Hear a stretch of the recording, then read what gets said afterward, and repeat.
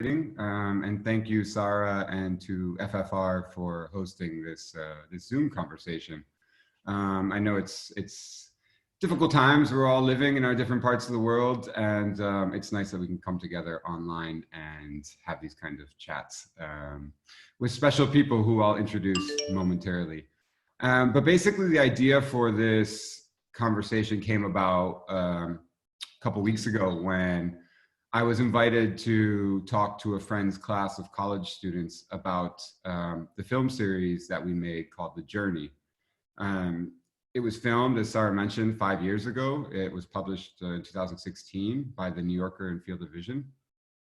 And nothing for me is better as a filmmaker than to know that people are still watching and engaging with something that I made so long ago, because it's such an important series because of the people who I was able to spend time with and follow them on their journey from Syria and from Turkey through Europe to their eventual homes where they now live in Northern Europe. And I'm often asked to talk about the film series to different, to students mainly, and I get a lot of questions about the process of making the series, which was quite difficult, but that's not why we're here today. We're here today because a lot of the questions are less about me and more about the people who I filmed, the heroes, the stars of the documentary series. And I'm quite frankly tired of trying to speak on their behalf, nor should I continue trying to do that. So I thought, rather than try to do that anyway, why not invite them for this Zoom conversation so folks can hear from them directly, and as Sarah mentioned, chime in with any questions that you might have for them. So basically how it's going to work, this is super informal, we're all chill. I'm just going to ask them a few questions, and I know you folks, if you've seen the series, feel free to chime in with any questions and we'll try to get to them in a few minutes. So just to introduce the other beautiful people who are here with me is, I don't know where they're appearing in your screen, but we have Aboud. Aboud, can you raise your hand there, buddy? Yeah, hi. And Aboud, where are you? We are now in Netherlands, in Holland, in a small city called Deventer. And who are the two beautiful people next to you? Yeah, really good. Yeah. Can we get their names? Yeah. Here my son is Joseph. Mm-hmm. Hi. And Nathalia. Hi. Cool. And then in the other box we have in Sweden, Min Antu. Who are you guys? Hey everyone, this is me, Fadwa, of course, with my hero, Narita, my daughter, 12 years she's now, and Narina. Say hi, Narina. Yeah, so right now we are in Sweden, in a small village also, more close to the south of Sweden. Cool. So maybe let's start with Aboud. Just like give us an update. How is life? You know, like I mentioned, it's been 5 years since this month actually, I think we left at the end of May. We left Greece and set out, through the Balkans. I was following you and over 100 other people on that epic journey. So it's been 5, and then you arrived in the Netherlands, I think end of June, mid-June maybe? Yeah, in 23rd of June. Yeah, so 5 years later, how are you? Yeah, I'm pretty much good. I'm really good, much better than before, than what I have lived in Istanbul or other cities. Now I have a better life, especially with my kids and with the new life. So I could here build a new life, new work. My kids also gonna go to school and build really good life, friends. Yeah, everything. I must say we're having really good life now. Are you working? What are you doing on a daily basis? Now in beginning here in Holland, I went to school for 1.5 years for learn Dutch language. After that, I went to work. I work in a company that's making something for kitchens. And 1 year ago, I opened my own company. So I'm working now in interiors. I'm making kitchen, making clothes, making everything. So if I'm seeing myself 5 years ago and now, it's pretty different. Is it everything you expected it would be? No, it's better than what I expected. Nice. That's nice. Yeah. Fadwa, Yes, I'm here. let's go with you. How's life in Sweden? In general or recently? In general, recently, I know Okay. these are Yeah. pretty extraordinary times with the It's good. coronavirus. It's good, actually. Yeah. I worked for 5 years since I came here in 2015. I've been working. I involved with many practice and many places. So as a teacher, I'm a teacher. When I graduate from my university, so I'm basically teacher. And then I was at the beginning at school, and then I tried something else, and so I was up and down actually in my life here in Sweden. But then after 5 years, I decided maybe it's better to focus on something, like just one thing, and that's why I decided it's better for me to start my studies. So that's why right now or recently I'm involved with my studies, and I finished the language course, and then I applied for many universities and they accept me actually. So in August I'm gonna decide which university I'm gonna go. So I'm satisfied. I'm happy that I never dreamed to back to university again or do something I love. But then, like it's under coronavirus. Unfortunately, I lost my job, my contract. Also, it was really hard situation here, the economy and everything. So that's why I decided I should do something under this time, and that's why I start my study. So, so I can say it's everything's good right now.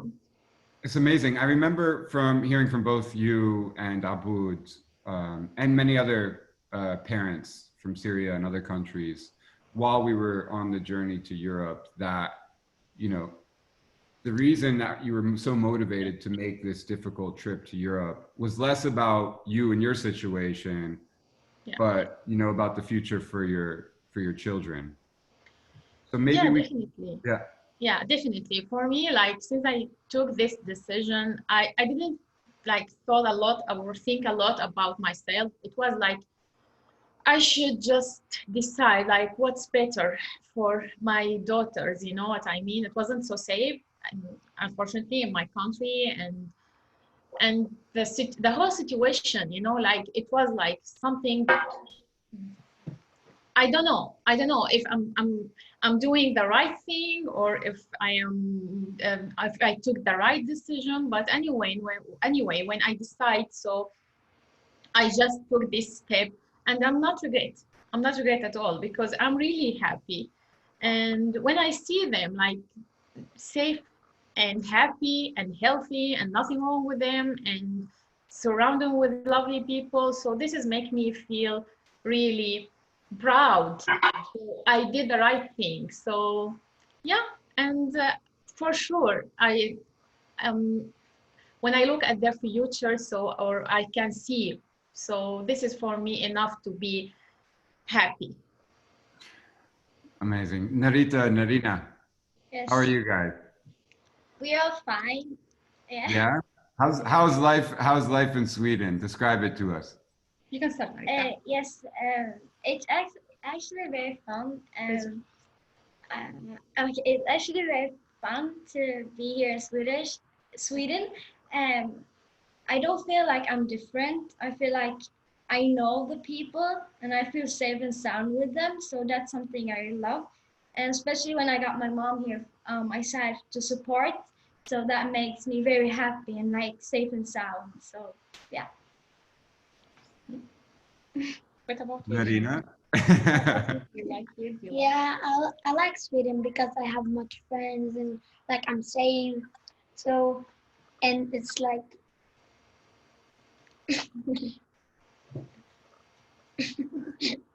What's your guys' favorite thing about Sweden? actually, because they have so much beautiful views. Like, and I love something here. They have so many activities. You know, I'm starting to like basketball, and some that had helped me from seeing my friend like playing in school, and that I have different activities I can do here. So that's something I like. And I like because me and my friends always like play football in the school, and it's just very fun. So yeah, I love football very much. Right. Let's go over to back to the Netherlands. Zuzu, Nana, how are you guys? How are you guys feeling in Holland? How's life? Yes. You can start. I like it here, and I like here the most, my friends, and we can do here so much things. And here in the weekend, I'm by my father and Carlijn. My girlfriend. Yeah, and door week I have school and I am by my mother and Kevin. Nana, just to when we made when I knew you guys many years ago, you weren't speaking English or Dutch. ما كنت تحكي هولندي ولا إنجليزي. لما شافك أول مرة ما كنت تحكي لا إنجليزي ولا هولندي. وهلا شو بتحكي؟ Now I can speak very good Dutch and not very good Arabic.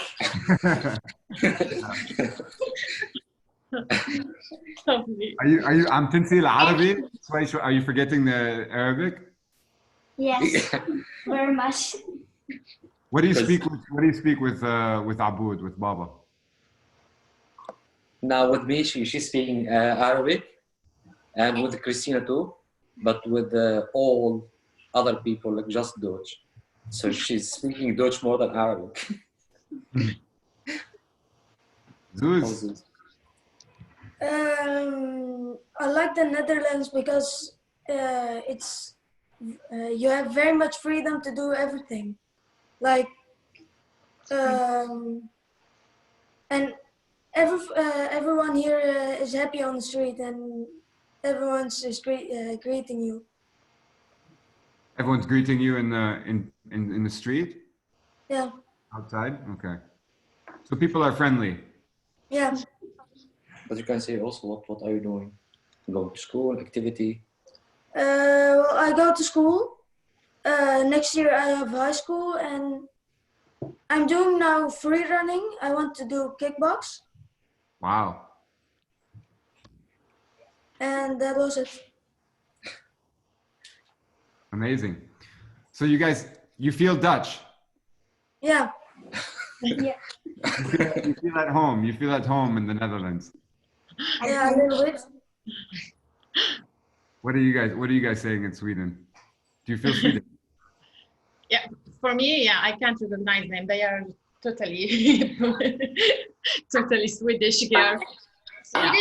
Swedish language is a very easy. When you learn, it took me a few months. Just when I came to Sweden, it took me a few months to get my language, because I had a lot of friends who helped me. So it was very easy to me to learn. What about you? Like my friends, they when like I couldn't speak, they like helped me, and that's like learned me very much to speak in Swedish. So yeah. So how long did it take the kids to learn Swedish and Dutch, and how long did it take the parents, Fadwa and Aboud? You know, for me, I was surprised because I didn't know. So I was, at the beginning, I was at the camp. So, and after 3 months, I met people when I came to Sweden. So after 3 months, I met them again. And then I was talking with someone, And she surprised me. She just jumped in and she starts to speak Swedish with her, and I was like, "What?"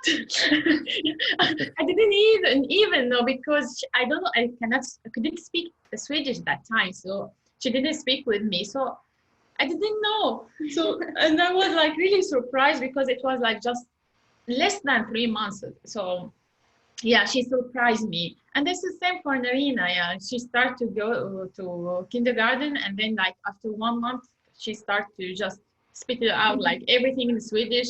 And I'm struggling now, right now, actually, to just give them to remember the Arabic language. So this is my biggest problem right now. So yeah, because it's important for me, you know, like they still have wrong like mistake in pronunciation or grammar, but it's okay. But at least I want them to understand, even they to speak in Arabic, because for Swedish or English here, it's not an advantage here in Sweden to speak English, because everyone are so fluent in English here, you know. So English or Swedish, it doesn't matter here. But then the problem is with Arabic. Yeah. Are you Yeah, worried? Are you worried that they're going to lose the? Yes, actually, yeah, because they don't speak Arabic either with me, you know, like, so I force them at home, like, no, you should, because I want them to remember. That's why. It's not because Why is it important to you that they don't forget the Arabic language? First of all, like, we came from Syria, you know, we speak Arabic, it's our identity, it's our language. Mother language, yeah, thank you for help. And then someday I'm hoping like someday we're gonna back for visit, or so they should to communicate with their relative and friends and cousins, and so it's important. Plus the Arabic language, it's really important language like Spanish or English, or it's really important for me. Not just the Arabic, it's any language, you know. So languages is really something important, and I love languages. So I learned before Spanish, and my English not so bad, and then Swedish and Arabic. So why not? So Aboud, how long did it take you to learn Dutch compared to the kids? now for kids, they went to school for 3 months. It was just for language, and they went with other refugees.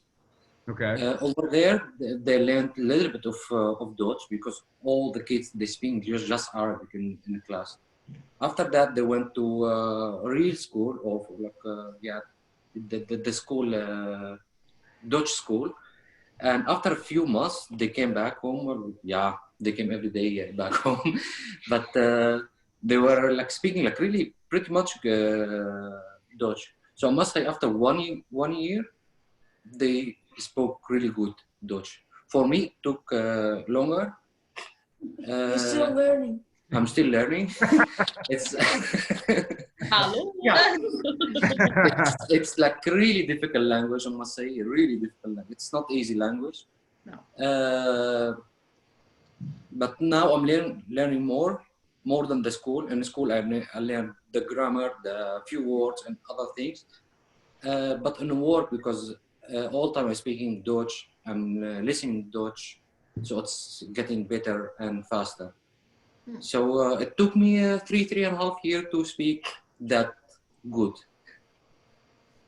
I remember you telling me when the kids, Zuzu and Nana, were trying to speak with your parents, they were having some difficulty, right? Can you kind of explain that? Yeah. Now, because all the time they speak just Dutch, just also between each other, they speak just Dutch when they say playing or doing anything. So if they calling my mother or my father or like anyone from family, they speak a few words in Arabic and a few words in Dutch. So my mother looked at me, can you translate for me what she's saying? I understand nothing from her. That's what the point of Fadwa. It's like really important to keep the Arabic language. So yeah, when they speak to my parents not understanding everything. Wow, that's got to be a strange feeling. Yeah, this now we are if like happening next year. We're going to my parents, and I would love to see my kids speaking Arabic with my parents. Not sitting with them to translate, just be translator for them. Yeah. Google Translator. Yeah. You can bring me with you. I'll help translate. Yeah. To Australia. Okay, we're gonna try this. Sorry, I'm not sure. I hope this is gonna work. I'm not a Zoom expert, I'll admit. We're gonna play just a few second clip from the journey, just to put it fresh in people's minds. Sorry, I'm gonna share screen. And can I just do it on my own? Let's try it. All right. Wow. Is that working? In Macedonia. Yeah. Okay. I'm gonna play like 30 seconds. It was so. Wait, hold on. We're like three.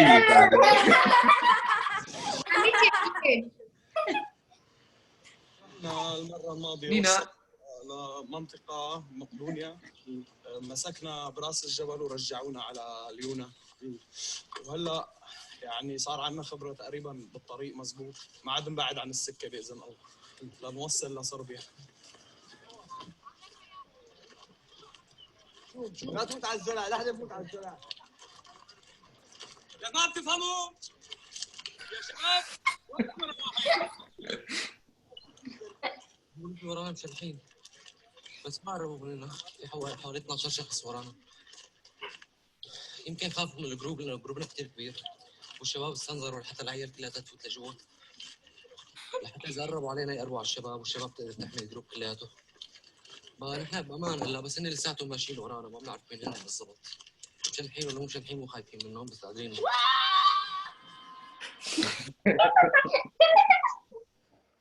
Cool. So that's just a clip from our film series, The Journey. You can watch the whole thing on Field of Vision's website. But yeah, I think that clip shows just a little bit, you know, of the difficulties that you guys faced in making the trip. How do you, Aboud, maybe we can start with you since you featured in that clip. How do you, 5 years later, how do you remember that trip that we took through the Balkans? Now, for me, it's really nice memory. It was really difficult, but when I'm thinking about it, it's really nice. Every moment I live, I'm missing sometimes. I'm missing all the group that we had. Every night we spent in the forest or on the street or yeah, I don't know. It was yeah. I like it. I would love to do it one more time. Not to be a refugee, just to be like just walking around and see where I walked before. You're making me laugh now because I remember during the trip as a look, for me personally, because I did the trip alongside you guys, I was worried, you know, as you remember. Less about me, because I had an American passport. I could leave, I could protect myself if I needed to. I was more worried about you guys and the kids and the vulnerable in the group. And every time I picked up the camera to try to ask Aboud if he was worried, he's like, no, we're gonna make it, everything's okay. And as a filmmaker, you're like, you want him to give you a little bit of that, you know, that suspense or that drama or that fear, or that worry, because it did exist, but Aboud always had a very positive Thoughts. Positive one. Yeah.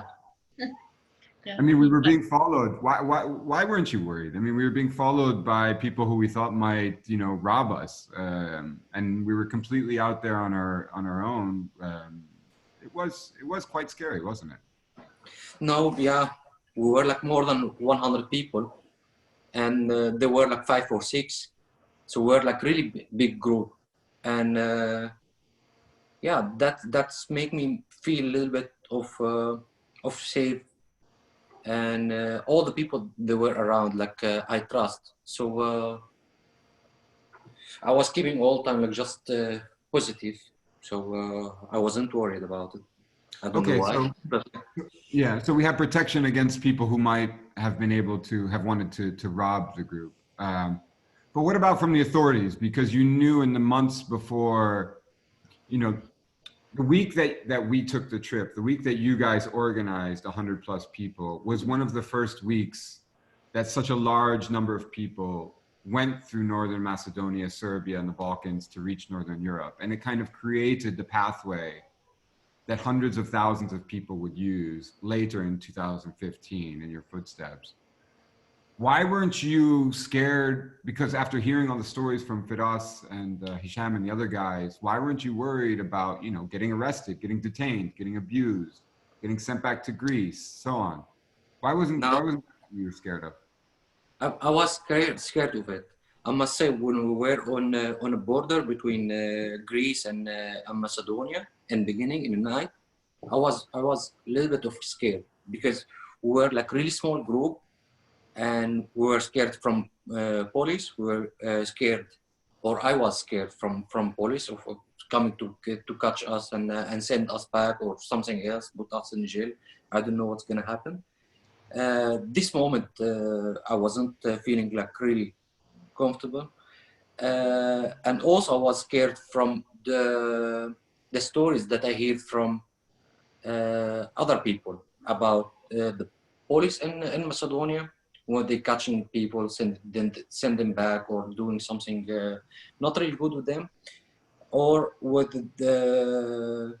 bad people who's stealing stuff from refugees, or doing, I don't know how to call that in English. That's what I was scared about it. But after a few hours, when we created the whole big group, or all that group, it was like more easy for me to get out of it and just walk. And I got a goal to make it. Just I wanted to go to Europe, and that made me more positive. Amazing. Yeah. I still, you know, I still recall the trip and being a lot more scared despite my privilege and everything than you guys were. And I really admire your courage, and I really admire Fadwa's courage, because Aboud, we were, you know, youngish guys doing the trip. You know, we were in pretty good shape. And then with us in the group, older people, and then there were, you know, single mothers like Fadwa, who had two very young daughters. I think Narita and Narina were 7 and 5. No, yeah, almost, yeah. Yeah. Almost 7, almost 5. So what describe your experience compared to, you know, after what Aboud was saying? How worried were you during that time? For me, remembering the journey, it's like a combination of a lot of emotions and feels. I still miss all that days, all the daily details, you know, because it was between fun and tough. So yeah, I remember at some point I got so tired and I just want to give up. And I was extremely tired, really. And but then surrounding with all these lovely people, loving people, it's give me a big push just to keep and to just go on and to continue my journey, because from the beginning I knew it, my destination is gonna be Sweden. So I already decided this. So for me, it was like a goal, and I was like, okay, I should just keep on, and I should like go to Sweden. And yeah, but I still, for me, I was looking also always for Aboud as a man in charge, you know, because I really, like, he was very supportive for me, because I didn't feel like about my daughter. I wasn't so afraid, and I wasn't so worried, because most of the time they were with him on his shoulder, and with Amir also, Aboud's brother. And so they give me this peace, you know, they give me this protection. So for me, it's honestly like I don't know. I cannot say anything, but then I was tired, yes, but not so worried about my daughters, because whenever I looked at them, so they were with Aboud and Amer, so this is give me a lot of power. And yeah, it was fun. We had a lot of fun, like jumping in the river, taking shower in the river, Yeah. biking through the mountains, and You broke my your back. accident, I broke my shoulders, and she get allergy, and something bite her, and many things, many details. I still remember it, but then I laugh. You know, before maybe like 2-3 years before, when I remember I cried a lot. You know, whenever I watch the series or the journey, I try to not to cry. You know, but now I laugh. Whenever I see it, I just laugh and be proud, like, and thankful, really thankful for Aboud and Amer and you, Matthew. So this was tough and fun. Narita and Narina, what do you guys remember from this trip? You know, I because remember. we were adults making it. You guys were 7 and 5 years old. What was Yeah. it like for you? What do you remember? I actually remember when I ate ice cream in McDonald's, I think. I don't know. Macedonia. In Macedonia. Yeah. We took a very big picture, and it was like, you can't forget about the ice cream. It's most important. I think that was the thing we talked about most on the trip was Yeah. how we were going to get ice cream at every Yes. place. And something I remember, I always did my hair like Taking care and yeah. dressing. It's like I always had a ponytail. A ponytail. Ponytail, A yeah. ponytail. I'm Ponytail. always like on my left side, on my right side, because I thought it was very beautiful. And I remember when also Amir did my mom's hair. he was taking care of us. He always has on my hair. Even when he come and visits here, he always done my hair because I like it when he does it. Amr, for those who don't know, is Aboud's brother, who also features in the series, and he's quite a character. Yeah. Yeah. He's a funny one. He's the Yeah. funniest one. Yeah, He's he definitely make the it much funnier easier for us this journey because we were laugh a lot with him. So You met him on the boat. You met him on the boat from Turkey to the Greek island. Yeah. yeah. By the way, I met Amer in Turkey, and then in Greece I met you and Aboud. So Yeah. what about you, Narina? Karina? What do you remember about the journey? She was 5 years, so I remember when Abu carried me on his back and shoulder, and then when he did my hair, and when he played with me, and I call Matthew a Sadiqi all the time. Yeah. Abu Hamza. And I like took food, like I steal food from Matthew and Abu. stealing You- food from excuse Aboud and Matthew. What happened? What? You can raise your voice. And And I steal food from Abu and Matthew when they You didn't. stole food from us. Really? Yeah. I think I had 2 breakfast bars in my bag. One of them went missing.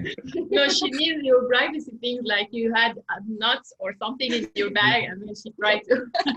I was wondering what happened to those nuts. This month. Okay, you owe me some cashews. Yes. And you know, these two girls, they made it like really easier for us all the journey. When we were tired, and Nina or Rana like making some joke and making us laugh, we forgetting everything difficult we did. They made it really nicer, and they were like really sweet in the journey. And I must say they were also strong, two girls. I feel exactly the same way, Aboud. And I feel like the series that we ended up making would not have been anywhere near as powerful, as moving as it is without not only those 2 girls, but your 2 kids as well. So Zuzu and Nana, just to ask you guys, like, how do you, 5 years later, what do you think about the journey, the trip that your dad took to go all these thousands of miles to reach Netherlands? Because you guys were in Syria at the time, and your father reached the Netherlands, and then he applied for family unification, Bam Shemal. So how did you feel about, you know, that trip that he was making, and how do you think about it 5 years later? Well, it's a bit crazy. A bit. A bit. A bit. Sure. A little bit. Why? I don't know. It's. I just don't know. Were you worried about it? You know, your dad was saying he wasn't worried about himself. Were you scared for him? Were you worried about him? Yeah. Yeah. What did you think? Yeah. I was worried about him to get caught or something. What did you know? What did you know? What did you understand at that time that he was doing? I don't remember. Aboud, what were you telling Zuzu and Nana that you were up to at that stuff? Now I must say that time I didn't talk that much about it. Mm. That time I took just with Christina about it, because yeah, it's not nice to put them in this position, I must say, of like something. But yeah, just with Christina were also a little bit worried about it. Mm. But the kids, they didn't know. They know just that I'm going to Europe, but which way and what we're gonna do, they didn't know about it. They've seen the series. Yeah. So they know now. Now they know about it, and now you can ask him how he think about it. Go ahead, ask them. And if Nana wants to answer in Arabic or Dutch. ايه؟ اوكي هلا فيك تجاوبي وانا بترجم له، اذا بدك فيك تحكي بالعربي كمان. شو كنت بتحسي عليها؟ وش كنت بتفكري؟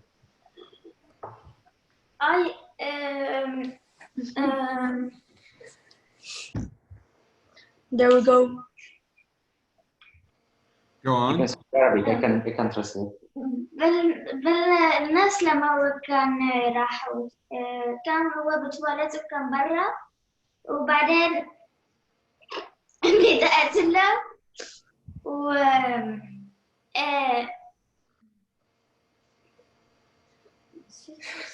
ما فهمت. بس أنا بعدين لما كنت بعرف أنا أخفيت، ولما أنا عرفت إنه هو راحوا مع البوليسي وأخذوا ورجعوا ورا. Oh,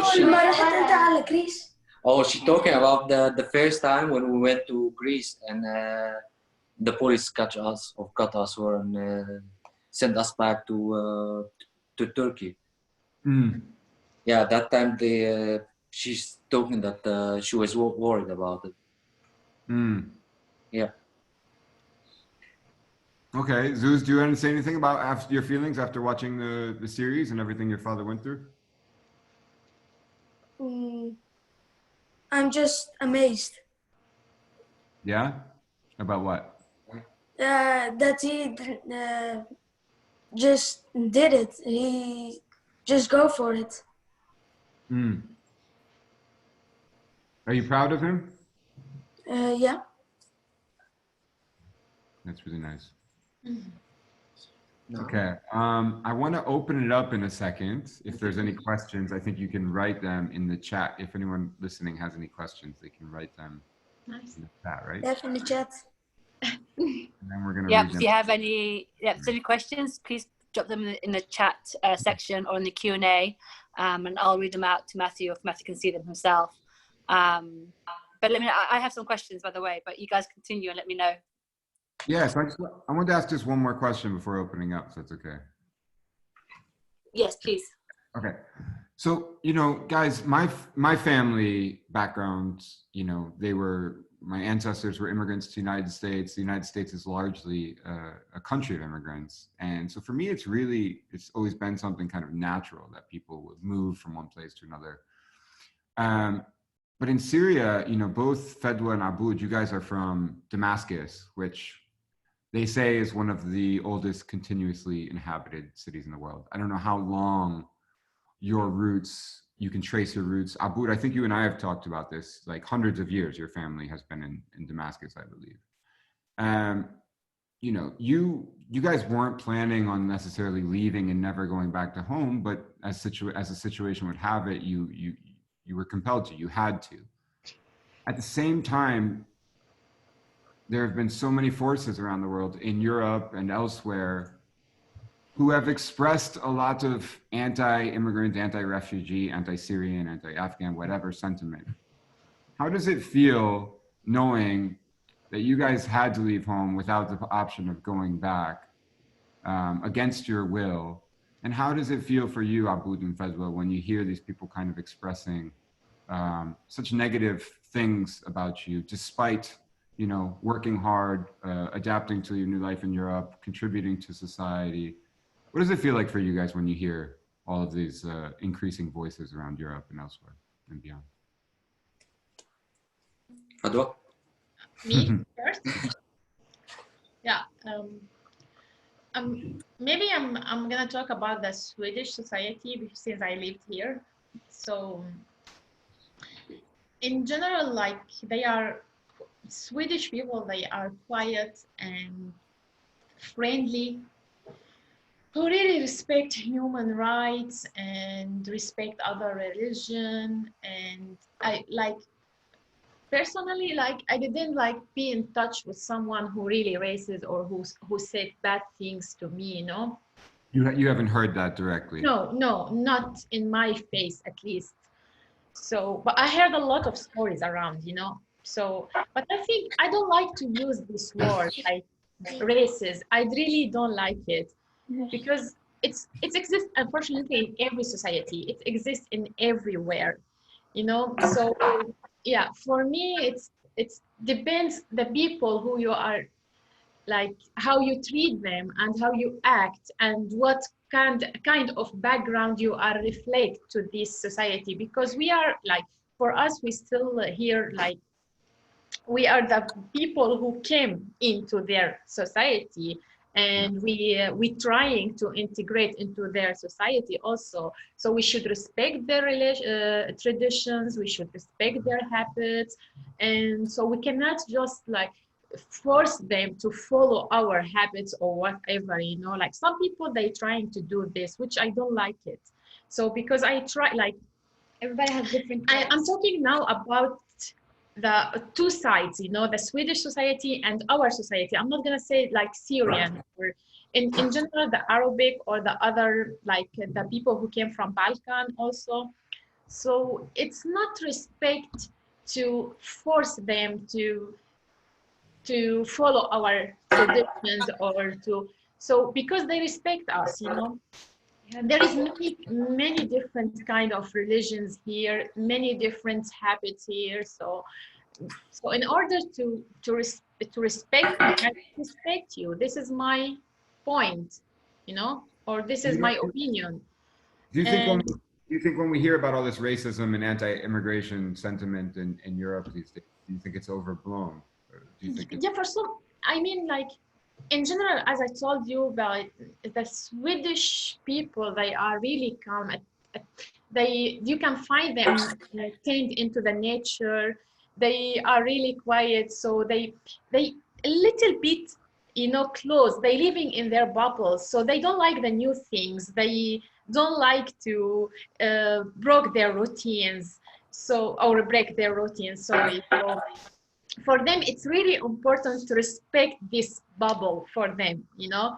So like for me, you know, I live in this place around me, many neighbors around me here. They don't like to go and knock on their doors to ask them for something, or maybe even to give them a food, or they love to be like they love to have their distance between people. So this is their nature, you know, like this is how they are. And it's like everyone knows that Swedish people are really, really so quiet and calm, and yeah. So, but for some of them, maybe they are extremely quiet, and maybe I'm sorry to say that they are not unsocial or isolated. Isolation.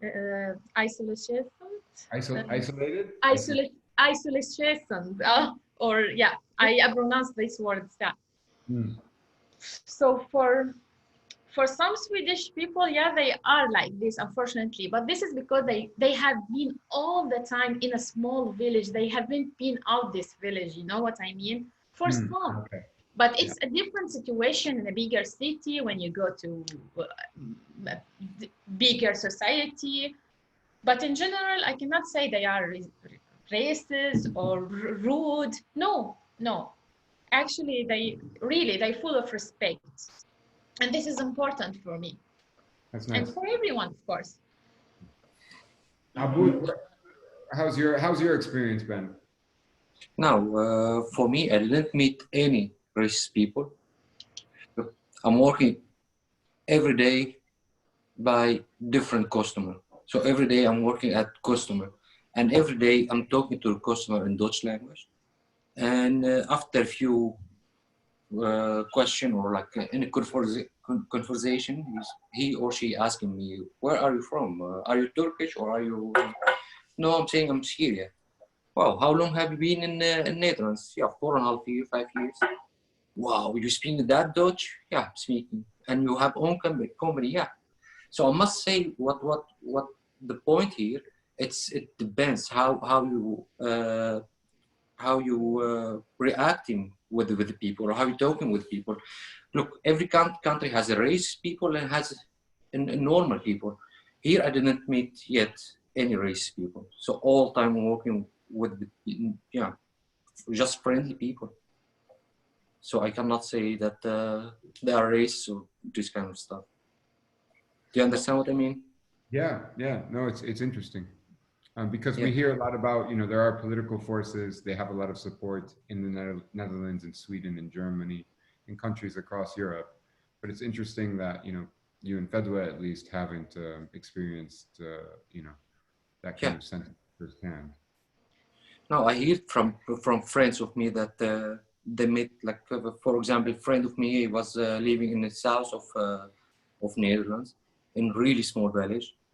And he was saying like real lot of stories about people who were sometimes attacking the refugee center, were protesting about refugees, and they saying, yeah, you have to leave Netherlands, or you have to go back to your own country, or the guy he has been in a documentary in the journey. From a political party, was saying, yeah, if my country has been in a war, I'm gonna fight with them. Do you know who I mean? Mm-hmm. The guy in a documentary, also in a journey. Right, because from Bagida. Yeah. From Bagida, yeah. Let me say something, Nathio, about this also. Like here, it's really important to adapt to the Swedish society. So for them, it's really important to learn their language. It doesn't matter if you speak English, because everyone here speaks English, and everyone can understand English even if you don't speak.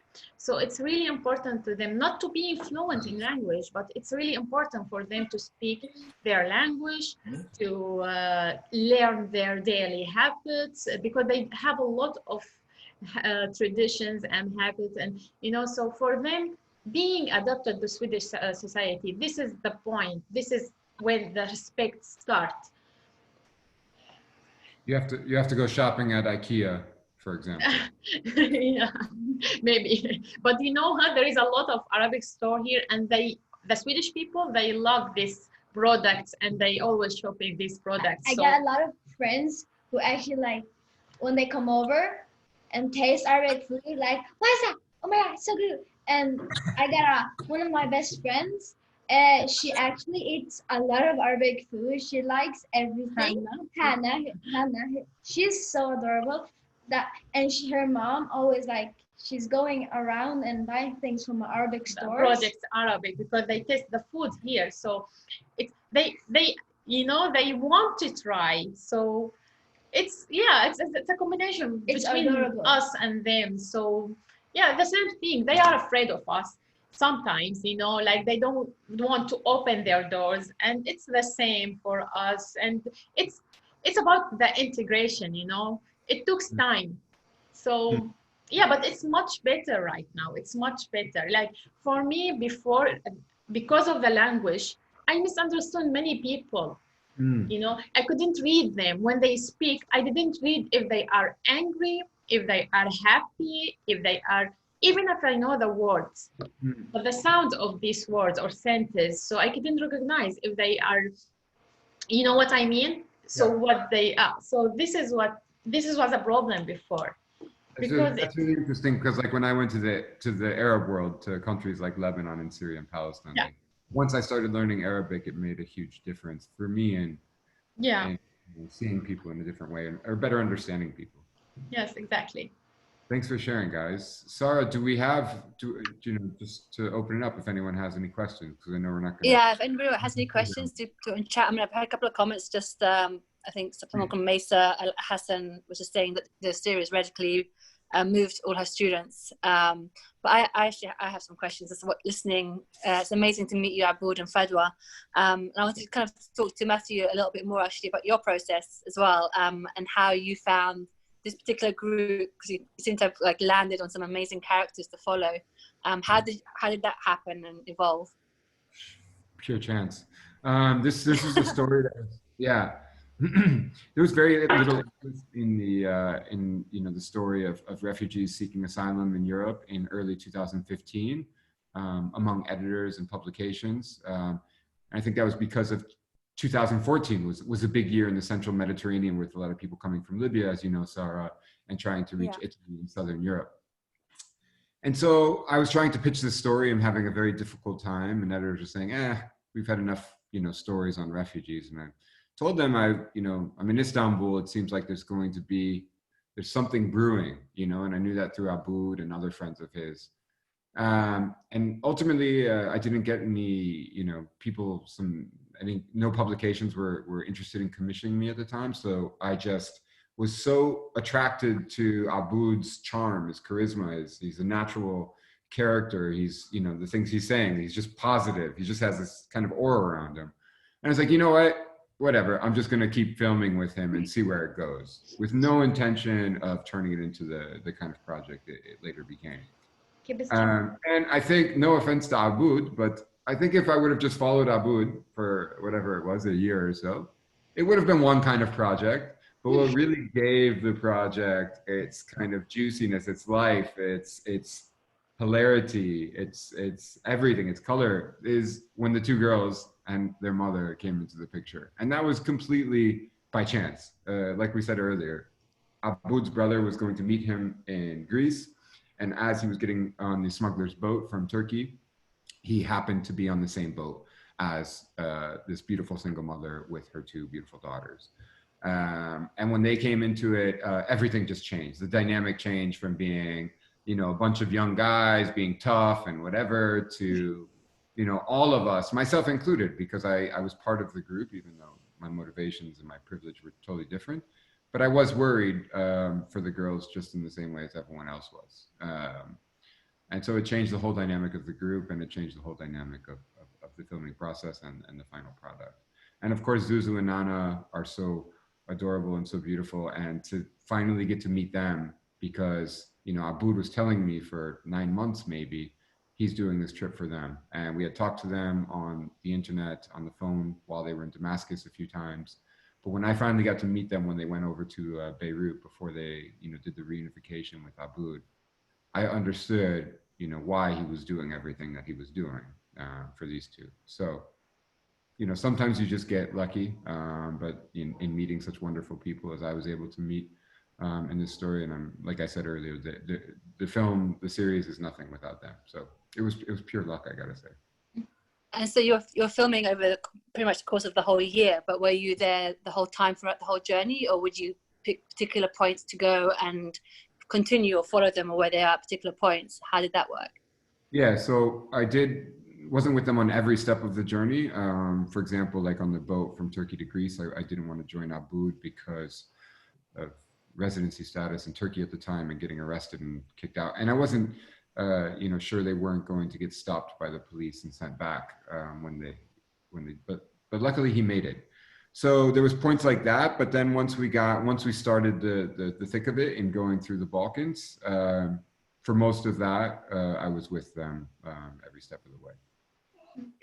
And so you didn't have a commission when you started filming, but you knew you had an amazing story and amazing characters to tell that story through.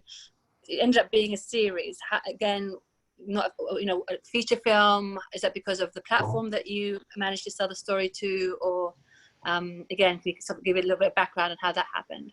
Yeah, sure. I wanted to live online. I love the internet as a medium. I love it to be accessible to everyone, and I think we're still playing with kinds of formats of digital filmmaking and storytelling, and rather than make it into a feature length that would go into festivals and cinemas, I wanted it to live on the internet so that people across the world could access it. And in the end, it was published by Field of Vision and the New Yorker, and then translated into, I think, 7 or 8 different languages.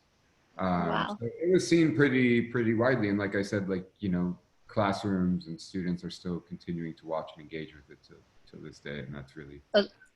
So my question was going to be, what's the feedback you received from the film? Has it been, so you were saying it's been online, it's got lots of viewerships, has it been used as a tool by educators?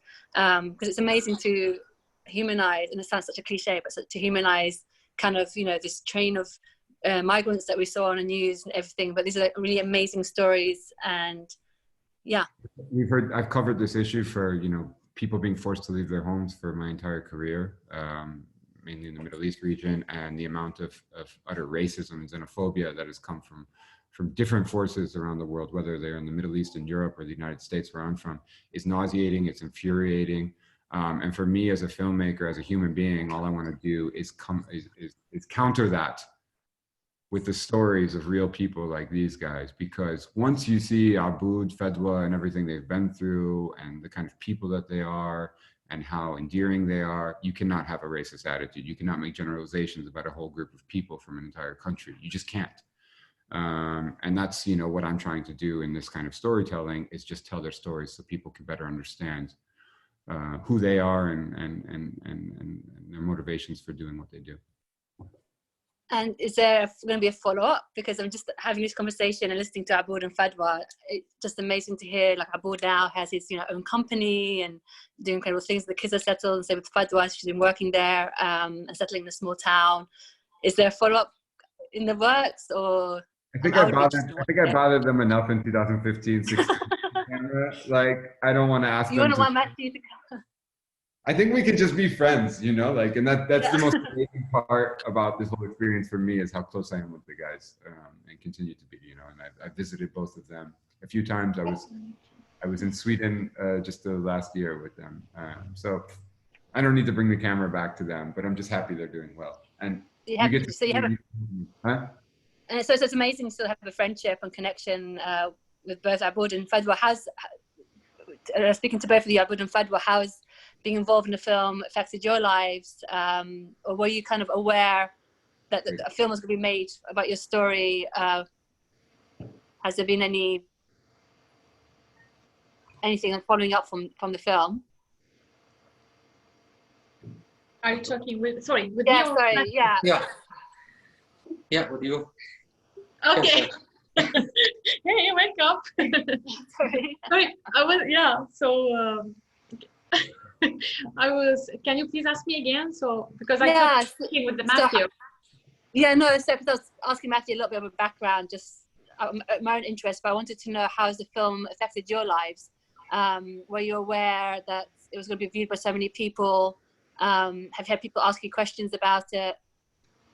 Yes, actually. Yeah, because 3 years, I think, or no, 5 years ago, after my journey, when I came here to Sweden, Matthew followed me, and he was filming me the place where I worked at the school, and everyone were interested, sorry, and they in our films, and they asked me a lot.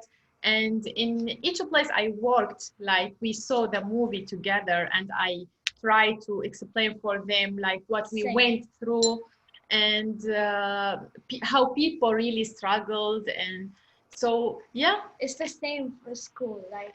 And yeah, it's same at their school also. So everyone in their school, they watched the journey, and we talk a lot about it, because people were really curious, because they heard and they know like people crossing the border, but they don't have any idea like what's going on, what's happening there.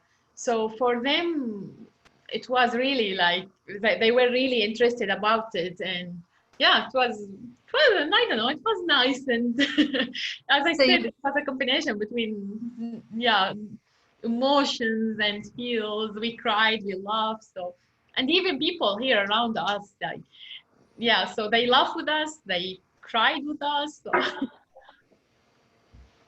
Aboud, did the film have any effect on your day-to-day life? Yeah, it was two important points for me. The first one, like just keep the memory of the journey, otherwise I will forget it. But now when I'm watching the journey, I'm getting back every moment that we passed. Yeah. And other one also for, I mean, just to let the people see how the refugees going through the Balkan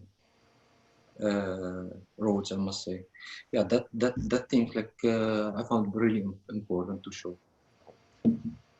Great. Yeah. I was monitoring the chat. I've just, I think I have someone called Gail from Chicago, who you know, Matthew, who says hi to everyone. Hello. And pleasure to see Aboud and Fadwa and the kids. If anybody doesn't have any other questions, please put them now, because we need to wrap up soon. But Matthew, maybe you have something else to wrap up with or ask before we finish. Is there anything you guys want to say? Nope. Yeah, maybe I'm gonna say like I'm happy I'm here. It was the right decision, and it deserved it, you know. Like this journey really deserved what I'm having now. So all the things that I have now, it was a dream for me before. So I'm not regret at all. Okay. I wish it's gonna be better, my like back in my homeland, Syria. But then, it's nice to be in here. It's nice to be a part of the Swedish society, and so on. I'm glad that I'm here. I think I get sort of a new life, a new start. I think I have learned a lot of things that I can't believe that I can't even imagine that I would be teach in Syria. And it was good. Was good. Yeah, I love meeting. The most that I love most is that I got to meet wonderful people like Aboud, Matthew, and Amer. They're like they were the big support actually to all the group. So yeah. So we love you guys. Yeah, I love you a lot. Narina, do you love you too. Yeah, I love you very much. I want to say thank you. And we want to see you guys soon, Yeah. whenever Corona. Sure. So hopefully. Come. Now, Nathalia wants to say something. Yeah, for the قبل ما بابا راح أنا كانت كتير نورمال الحياة تبعي. بعدين بابا راح، وبعد نص سنة وشي أنا عرفت إنه هو راح وشو هو سوى وليش هو راح. وبعدين أنا فكرت مع فكرت إنه هو راح لعند بلكان أو شي. So you are happy. لا لا أنا هو That's it? Okay. بعدين بوم كل شيء ايش Okay. قالت؟ Now she's saying she had a normal life in Syria, and after few months she said that she know that I came to Netherlands and she came here and now she's happy. That ملخص. اوكي اجت لهون وفرحانه وخلاص. لا أنا فكرت ما كنت بعرف إنه هذا صار إجت هيك بوم صار كل شيء. Oh, she didn't know that about all the journey, and later she knows about it was like really big news for her to know about. Boom. a crash. Cool. Sarah, anything else? Nope, I don't think we have any more questions. So I guess basically want to thank Matthew for hosting our first documentary film club for FFR. If anybody wants to know more about the film, go to fieldofvisions.com and you can / the journey, the hyphen journey. If you Google Field of Vision, the journey from Syria. you'll find it. It's all online, the whole series. So do watch it if you haven't watched it already. Thank you again, Matthew. Thank you, Fadwa and Aboud and all the kids for joining us on Saturday. Eid Mubarak for tomorrow. Yeah, Everyone, Yeah, guys, Sarah, just thanks again for hosting, and more than welcome.